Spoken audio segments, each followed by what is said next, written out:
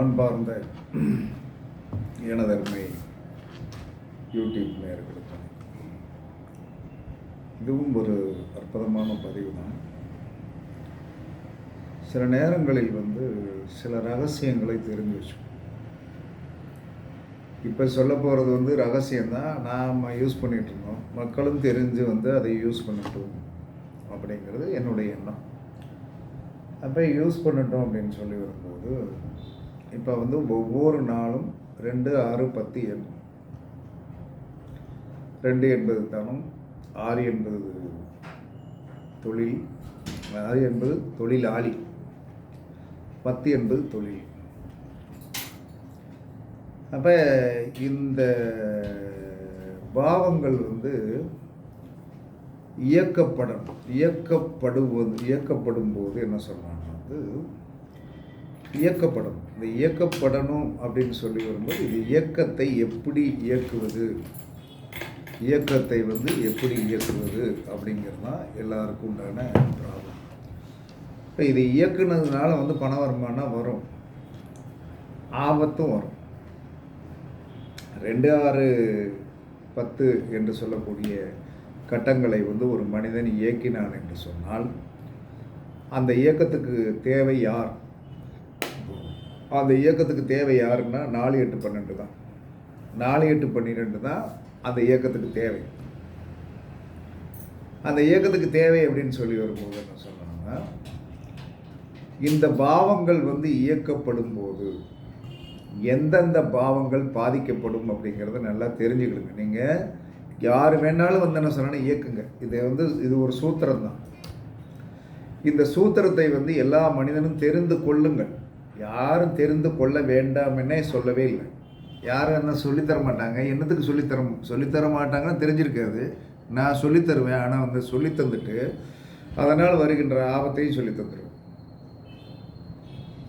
ஆமாம், ஒரு அளவோடு தான் ஒரு இதை இயக்கணும்.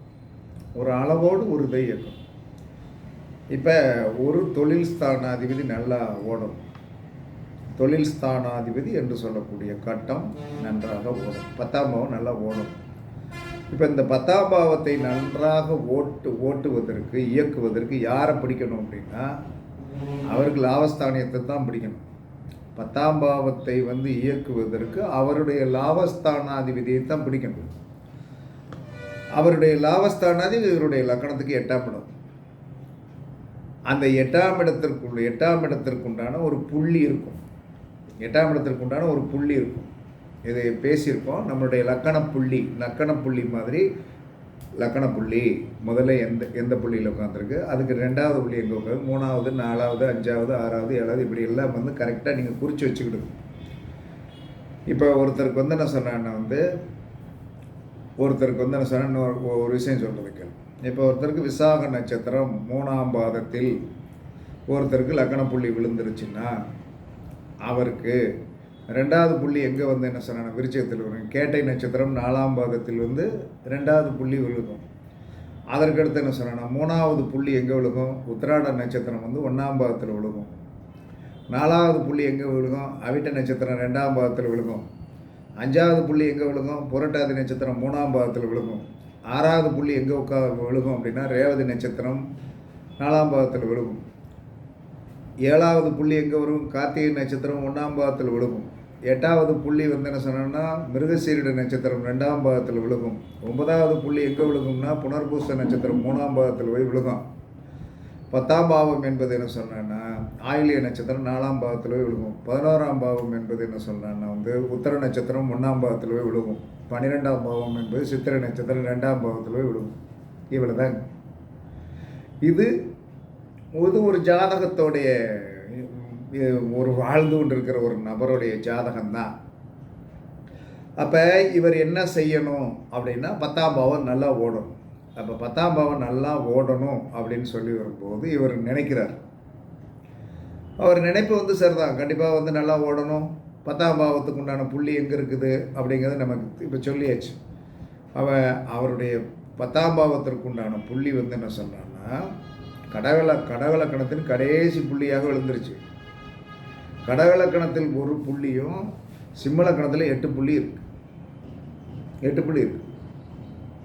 அப்போ ரெண்டுமே அடுத்தடுத்த லிங்கில் இருக்கு. அப்போ இவர் 8ஆம் பாவத்து புள்ளி இருக்கு பார்த்தீங்களா, அந்த 8ஆம் பாவத்திற்குண்டான புள்ளிக்குண்டான அந்த 8ஆம் பாவத்திற்குண்டான புள்ளி என்னதுன்னா மிருகசீரிட நட்சத்திரம் 2ஆம் பாதம். மிருகசீரிட நட்சத்திரம் 2ஆம் பாதம் என்று சொன்னால் தேங்காய் கண்ணு, ஓகேவா? தேங்காய் கண்ணு, மான் தலை. அப்போ என்ன சொல்கிறோன்னா 8ஆம் பாவத்திற்கு இன்னொரு பேர் உண்டு, உடைதல். 8ஆம் பாவம் என்பது உடைதல் தான். அப்போ இந்த என்ன சொல்கிறாருன்னா தேங்காயை விடலை போட்டாருன்னா இவருக்கு அன்னைக்கு தொழில் ஓடிடும்.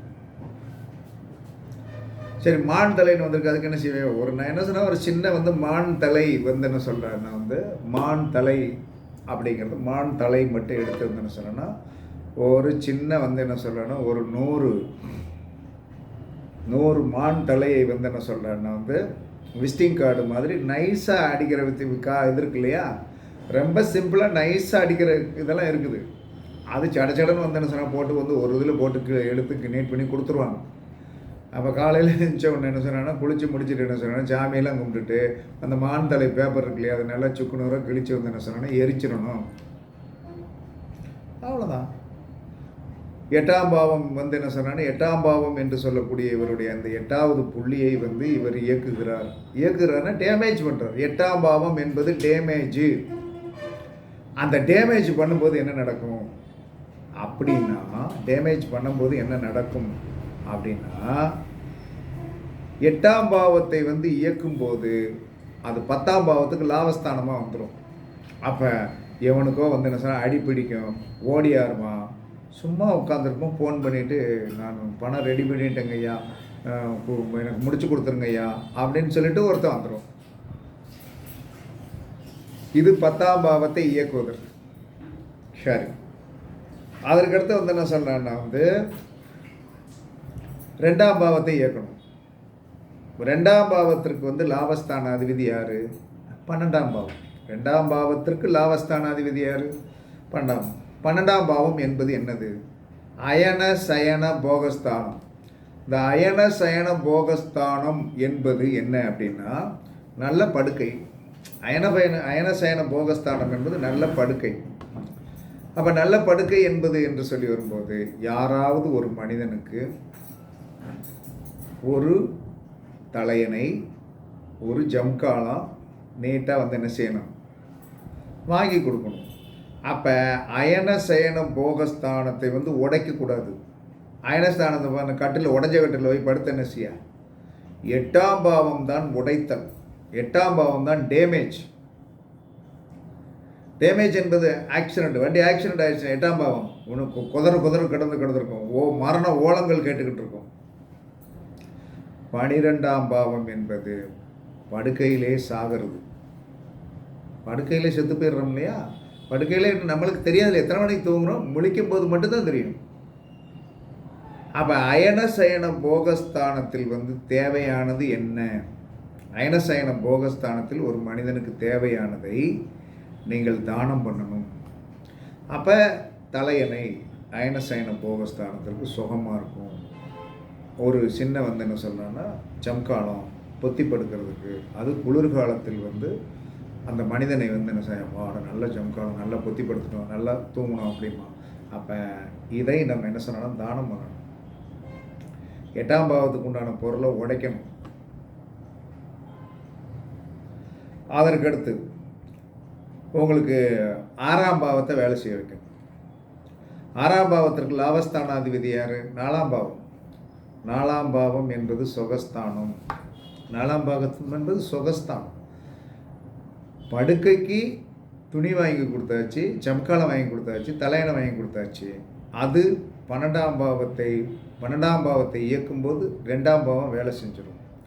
அதே சமயத்தில் 6ஆம் பாவத்தை வேலை செய்யணும் அப்படின்னா ஒரு மனிதனுக்கு நல்ல துணி 4ஆம் இடம் என்பது உடுத்துகின்ற துணி. ஒரு ஒன்றுமே கிடையாது, ஒரு டவல் எடுத்து என்ன சொல்லணும் இருந்தால் வச்சுக்க அப்படின்னு சொல்லிட்டு கொடுத்தோம்னா என்ன சொல்லணும், சந்தோஷப்படுவான். சந்தோஷப்படும். அப்போ 4ஆம் இடம் என்பது ஒரு விதத்தில் வந்து 6ஆம் இடத்திற்கு லாபஸ்தானம். 4ஆம் இடம் 6ஆம் இடத்துக்கு லாபஸ்தானாதிபதி. 2ஆம் இடத்துக்கு லாபஸ்தானாதிபதி யார் என்று சொன்னால் 12ஆம் இடம். 10ஆம் பாவத்துக்கு லாபஸ்தானாதிபதி 8ஆம் இடம். அப்போ ஒன்று எப்பயுமே வந்து அந்த 8ஆம் இடம் என்பது உடைத்தல். 12ஆம் இடம் என்பது என்ன சார், அந்த 12ஆம் இடத்தை வந்து ஒருத்தருக்கு வலிமைப்படுத்தி கொடுத்தோம் என்று சொன்னால் நம்மளுடைய 2ஆம் பாவம் வலிமையாயிரும். அதே சமயத்தில் நம்ம வந்து என்ன சார் 4ஆம் பாவத்தை இயக்குறோம் என்று சார், ஒருத்தருக்கு வந்து ஒரு வஸ்திர தானம் பண்ணோம்னா அவர் கண்டிப்பாக அந்த சட்டையை பார்த்து கண்ணாடியில் நல்லா இப்படி பார்ப்பார், நல்லா இருக்கா அப்படின்னு சொல்லிட்டு, வேட்டியை கட்டிகிட்டு வந்து என்ன சார் நல்லா இருக்கா அப்படின்னு நினைப்பார்.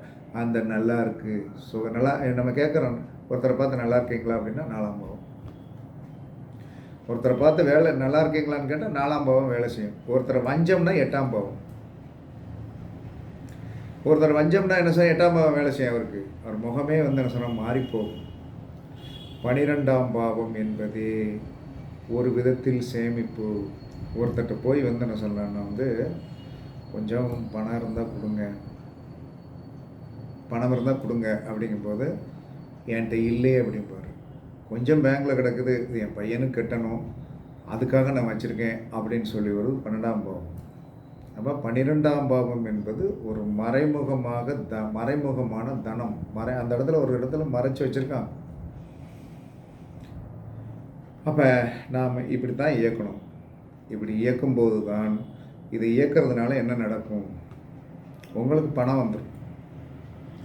இப்போ ஒரு மனிதன் வந்து என்ன சொல்கிறான்னா வந்து நித்தமும் வந்து தன்னுடைய 8ஆம் பாவத்திற்கு உண்டான பொருளை அவன் என்ன சொல்கிறான், ஏதோ ஒரு விதத்தில் என்ன சொன்னால் கத்தியை வச்சு வெட்டி தூரத்தில் போடுறான். 8ஆம் பாவத்துக்கு உண்டான பழமாக இருந்தால் நினச்சா கரைச்சி கத்தியை வச்சு வெட்டி நினச்சா தூரத்தில் வந்து தெருவில் வச்சுறான், தண்ணியில் போடுறான். ஆனால் வேலை செய்யும். ஆனால் என்ன நடக்கும் அப்படின்னா, ஒரு ஆண் இதை செய்தால் மனைவியோடைய வாயில் பிரச்சனை வந்துடும். ஒரு மனிதனுடைய 8ஆம் பாவம் மனைவிக்கு 2ஆம் பாவம். வாயில் அந்த அம்மாவுக்கு பிரச்சனை வரும். உங்களுடைய மூத்த குழந்தைக்கு சுகஸ்தானம் கெட்டு போகும். மூத்த குழந்தையோ அல்லது பையனோ யார் இருந்தாலும் சுகஸ்தானம் வந்து கெடும். இதனால தான் எல்லா மனிதனுமே வந்து சார் நாங்களாம் என்ன சொல்கிறோன்னா, கஷ்டம் வந்தால் பட்டுக்கொள்வோம். ஒரு நாள் செய்யலாம், ஒன்றும் செய்யாது. 4 நாள் தொடர்ந்துச்சுன்னா என்ன சொன்னேன்னா, அந்த அம்மாவுக்கு வாயில் என்ன சார் பல்லு வலி இழிவலி வந்துடும். நீங்கள் சம்பாதிச்ச துட்டை கொண்டு போய் என்ன சொல்கிறேன்னா வந்து எங்கே போய் கொண்டு போய் கொடுக்கணும், டாக்டர்கிட்ட கொடுக்கணும். அது 4 நாளைக்கு ஊன்னுக்கிட்டு கிடக்கும். அதே சமயத்தில் குழந்தையுடைய சுகஸ்தானம் பாதிக்கும். ஏன்னா வந்து 5ஆம் பாவத்துக்கு 4ஆம் பாவம், 5ஆம் பாவத்துக்கு 4ஆம் பாவம் அப்படின்னு சொல்லி வரும்போது என்ன சொல்கிறேன்னா வந்து அது நமக்கு 8ஆம் பாவம். அப்போ நம்மளுடைய 8ஆம் பாவத்தை வந்து நாம் வந்து ஆக்டிவேஷன் பண்ண 10ஆம் பாவத்தில் வந்து வருமானம் வரும். அது குழந்தையுடைய சுகஸ்தானத்தையும் மனைவியுடைய வாக்குஸ்தானத்தையும் பாதித்து விடும். பாதிக்கும் போது என்ன அதை டேமேஜ் தானே பண்ணுறோம். டேமேஜ் பண்ணும்போது என்ன நடக்கும் அப்படின்னா, அங்கே வந்து அந்த வேலை நடந்துவிடும். அதனால தான் இதை யாருமே வந்து என்ன சொன்னான்னா, இது வந்து 2 பக்கம் தீட்டப்பட்ட கட்டி அப்படிங்கிறதுனால யாருக்கும் இது மாதிரி தெரியாது. நீங்கள் அதை செயல்படுத்தினீர்கள் என்று சொன்னார். எந்த ஒரு இதெல்லாம் இப்படிலாம் செயல்படுத்த முடியும், செயல்படுத்தலாம். ஆனால் அதோடைய எதிர்வினையை நீங்கள் எதிர்கொள்ள தயாராகிக்கிடுங்க அப்படின்னு தான் நான் சொல்லுவேன். எதிர்வினையை தயாராகிக்கிடுங்க. இப்போ வந்து என்ன சொன்னேன்னா, வஸ்திர தானம் பண்ணும்போது வஸ்திர தானம் பண்ணுறீங்க. இந்த வஸ்திர தானம் பண்ணும்போது அது 4ஆம் இடம். அது வந்து நீங்கள் டேமேஜ் பண்ணாமல் அழகாக பண்ணும்போது உங்களுடைய 6ஆம் பாவம் வந்து என்ன சொன்னேன்னா வேலை செய்யும். அப்போ 6ஆம் பாவம் என்பது என்ன சொன்னேன்னா, அது உங்களுக்கு தானே 6ஆம் பாவம். உங்களுக்கு அது 6ஆம் பாவம். முதல் குழந்தைக்கு அது 2ஆம் பாவம். அப்போ அதில் வந்து என்ன சொல்கிறேன், இந்த வஸ்திர தானம் வந்து நீங்கள் பண்ணும்போது இதை நினச்சி தான் பண்ணுவீங்க. இப்போ நம்ம சொல்லிட்டோம் 6ஆம் பாவத்தை இயக்க வேண்டும் என்று சொன்னால் 4ஆம் பாவத்துக்கு வந்து வஸ்திர தானம் பண்ணு அப்படின்னு சொல்லிட்டோம் அப்படின்னா நீங்கள் பண்ணுவீங்க. ஏதோ உங்களுக்கு தக்கன ஒரு 150 ரூபாக்குள்ளனாலும் உங்களால் செலவழிக்க முடியும். ஆனால் மூத்த குழந்தையுடைய 2ஆம் பாவம் பாதிக்கப்படும், உங்களுடைய 6ஆம் பாவம் பாதிக்கப்படும். ஆறாம் பாவத்தை இயக்கணும்னு சொல்கிறீங்க. ஆறாம் பாவத்தை இயக்கும் போது என்ன சொல்கிறான்னா அது ஆறாம் பாவத்தை இயக்கும் போது என்ன சொல்கிறான்னா அது ஆறாம் பாவத்திற்கு என்ன சொல்கிறான், 4ஆம் பாவம் 11ஆம் பாவம் வந்துடும். அப்போ அது லாபஸ்தானத்தை இயக்கும் போது 6ஆம் இடத்தில் என்ன சொல்கிறான்னா கடினம், உங்களுக்கு உழைக்கிறதுக்கு அளவுக்கு நல்லா என்ன சொன்னால் நிறையா வேலை வந்துடும். அப்போ நிறையா வேலை வரும்போது என்ன செய்வீங்க? எல்லாம் நெருக்கடி கொடுப்பான். இணையா என்ன சொன்னால் நம்ம இத்தனை நாளாச்சு அப்படிமா உங்களுக்கு என்ன செய்யும்? கோவம் வரும். ஏன் பொறுமையாக இரு அப்படின்னு சொல்லிட்டு, பொறுமையாக இருங்கய்யா நான் சொல்லிடுறேன்ப்பீங்க. இல்லை வேறு எந்த வேலை நீங்கள் பண்ணாலும் என்ன சொன்னான்னா, வஸ்திர தானம் ஒரு மனிதன் என்ன சொன்னான்னா கண்டிப்பாக என்ன சொன்னால் உங்களுடைய அந்த லக்கண புள்ளியில் பண்ணாலும் சரி தான், அல்லது அந்த லக்கணை புள்ளிக்கு உண்டான அந்த கட்டத்துக்கு உண்டான கிழமையில் பண்ணாலும் இது 100% வேலை செய்யும். ஆனால் உங்களுக்கு சாப்பிடுவதற்கு நேரம் இருக்காது. ரொம்ப டைட்டான ஒரே நேரத்தில் 10 பேர் என்ன சொல்கிறான்னா நீ வேலையை கொடுத்தானா நீங்கள் என்ன செய்வீங்க? எந்த வேலையை பார்ப்பீங்க? பொறுப்பாக பார்ப்பீங்களா? அப்போ இதை பார்த்து செய்யுங்கள். 6ஆம் பாவத்துக்கு சொல்லியாச்சு. அதுக்கடுத்து என்ன சொன்னால் 8ஆம் பாவத்துக்கு சொல்லியாச்சு. 8ஆம் பாவத்தை ஆக்டிவேஷன் பண்ண என்ன நடக்கும் அப்படின்னு சொல்லிட்டு, அப்போ என்ன சொன்னான்னா 12ஆம் பாவத்தை நம்ம இயக்குறோம். 12ஆம் பாவத்தை இயக்குறோம் அப்படின்னு சொல்லி இந்த 12ஆம் பாவத்தை இயக்கும்போது என்ன நடக்கும்? 12ஆம் பாவத்தை இயக்கும்போது என்ன நடக்கும்? 2ஆம் பாவம் நிறைய வந்துடும். உங்கள் லக்கணம் படுத்துரும். உங்களுடைய லக்கணம் படுத்துரும். உங்களுடைய லக்கணத்திற்கு 12ஆம் பாவம் என்பது என்ன சொன்னா உங்களை வீழ்த்தக்கூடிய சக்தி. அப்போ அதை நிறையா வேகமாக ஆக்டிவேஷன் பண்ண 2ஆம் பாவம் என்று சொல்லக்கூடிய தனம் வரும். ஆனால் நீங்கள் என்ன சொல்கிறான்னா உங்களுடைய லக்கணம் பாதிக்கும். எப்பயுமே ஒன்று நினச்சிடுங்க, 9ஆம் பாவத்தை ஒரு மனிதன் அதிகமாக இயக்குனான் என்று சொன்னால் அவனுக்கு தொழில் ஓடாது. ஏன்னா 9ஆம் பாவத்து 10ஆம் பாவத்திற்கு 9ஆம் பாவம் 12ஆம் பாவம். ஒரு மனிதன் தனிப்பட்ட முறையில் என்ன சொல்கிறான்னா தனிப்பட்ட முறையில் என்ன சொல்கிறான்னா அவனுடைய லக்கணத்தை இயக்கணான்னு வைங்க. என்ன சொல்கிறான்னா ஒரு எக்ஸசைஸ் பாடி பில்டர் அப்படின்னு சொல்லிட்டு பயங்கரமான எக்ஸசைஸ் மேனாக இருந்தால் அவன் இண்டிவிஜுவல் என்ன சொல்ல லக்கணம் வேலை செய்யும். லக்கணத்திற்கு என்ன சொல்கிறான்னா 2ஆம் இடத்துக்கு என்னது வந்துடும்? அது 12ஆம் இடமாக வந்துடும். 2ஆம் பாவம் வேலை செய்யாது. 2ஆம் பாவம் வேலை செய்யாது. அப்போ என்ன சொன்னான்னா அதிகமாக 5ஆம் பாவத்தை என்ன சொல்கிறான்னா கொஞ்சிக்கொண்டே இருந்தீர்கள் என்று சொன்னீங்கன்னா உங்களுடைய 6ஆம் பாவம் கெட்டு போயிடும். 6ஆம் பாவம் கெட்டு போயிடும். அதே தூக்கி வச்சுருந்தா என்ன சொன்னால் வேலைக்கு எப்படி போகிறது? அப்போ ஒவ்வொரு பாவத்திற்கும் அதோடைய 12ஆம் பாவம் ஆபத்தானது. லக்கணத்திற்கு ஆபத்தானது யாரு? 12ஆம் பாவம். 4ஆம் இடத்திற்கு ஆபத்தானது 3ஆம் பாவம். 8ஆம் இடத்திற்கு ஆபத்தானது யாரு? காட்டிய மனைவி. 12ஆம் பாவத்திற்கு ஆபத்தானது யாரு? 11ஆம் பாவம். அப்போ எப்பயுமே 4ஆம் இடம் என்பது சுகஸ்தானம்னு சொல்லலாம். அது எவ்வளவு தூரத்திற்கு அந்த சுகத்தை வைத்து கொள்ள வேண்டும் என்ற விதி இருக்கிறது. 4ஆம் பாவம் வலுத்தால் 5ஆம் பாவம் தோற்று போயிடும். 4ஆம் பாவம் வலுக்கூடாது. ஒரு வீடு கட்டு, 7 கார் வச்சுக்கிடாத. அப்போ நிறையா 4ஆம் பாவம் என்பது கல்வி. 4ஆம் பாவம் என்பது கல்வி. பெரிய என்ன சொல்லணும்னா வகுப்பெடுத்து நடத்துகிற அத்தனை வித்தை பண்ணி கொண்டு இருக்கிற நிறையா கிளாஸஸ் நடத்துகிற குருமார்களுடைய குழந்தை பாதிக்கப்படும். வெளி உலகத்துக்கு பிரபலம் ஆகாது. நீ ஒரு பெரிய வாத்தியார் தான். நீ ஒரு பெரிய வாத்தியார்னா என்ன சொன்ன 100 பேரை வச்சுட்டு பொழுதனைக்கு என்ன சொன்னா உனக்கு தெரிஞ்சதை பூரா என்ன சொன்ன எல்லாத்தையும் நடத்திக்கிட்டு இருந்தீங்கன்னா அப்போ 4ஆம் பாவத்தை நீ வலிமைப்படுத்த 5ஆம் பாவத்திற்கு அது 12ஆம் பாவமாக மாறிவிடும். அப்போ உன்னுடைய குழந்தை பாதிக்கப்படும். அதனால தான் என்ன சொல்கிறான்னா எதையுமே லிமிட்டட் அப்படின்னு சொன்னான். லிமிட்டட் தோசை சாப்பிட்டியா 2 70 தேசம் எவனா ஒருத்தர் யூடியூப்பில் என்ன சொன்னா சோத்தை நிறையா அதுக்கு ஒரு பெருமையாக சாப்பிட்டு அது யூடியூப்பில் போட்டிருக்கான். செத்தே போனான். ஒன்றை அதிகமாக்கும் போது எதையுமே சமன்படுத்தணும்.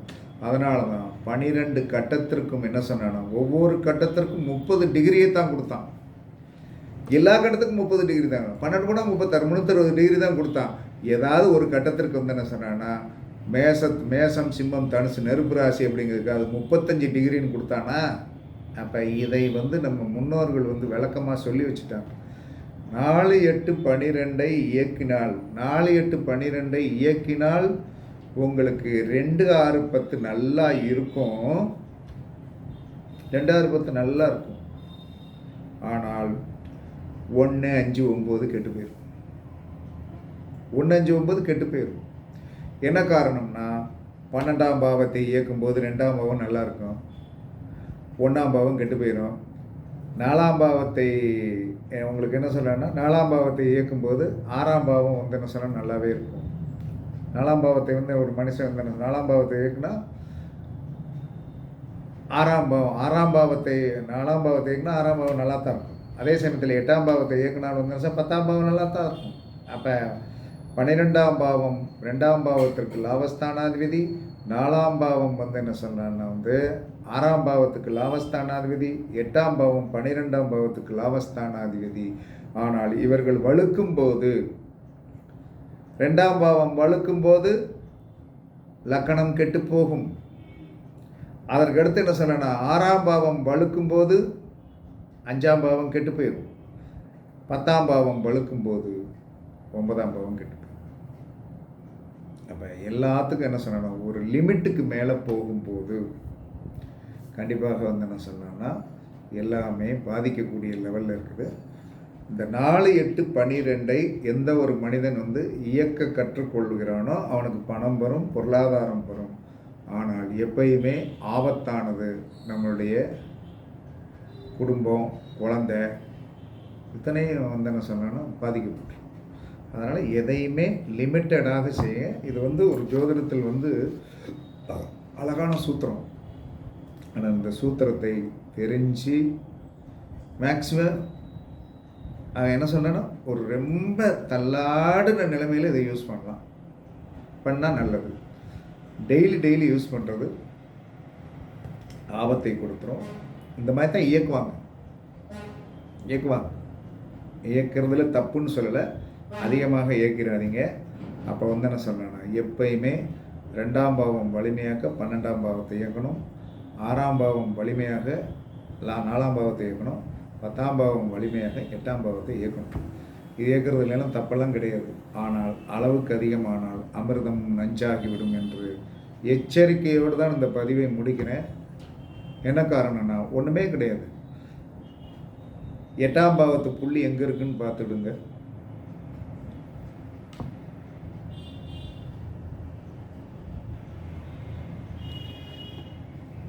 அதனால் வந்து என்ன சொன்னேன்னா ஒவ்வொன்றுக்கும் இந்த மாதிரி பிரச்சனைகள் தன்மைகள் இருக்குது. அதனால் வந்து இதெல்லாம் கொஞ்சம் கவனமாக பார்த்து செய்யுங்கள் என்று கூறி உங்களிடமிருந்து விடைபெறுவது சிப்பிப்பாறை ஜோதிடர் சாதி ராகவன் ஜெயபாலாஜி. சுகமே சொல்க, சுகமே சொல்க.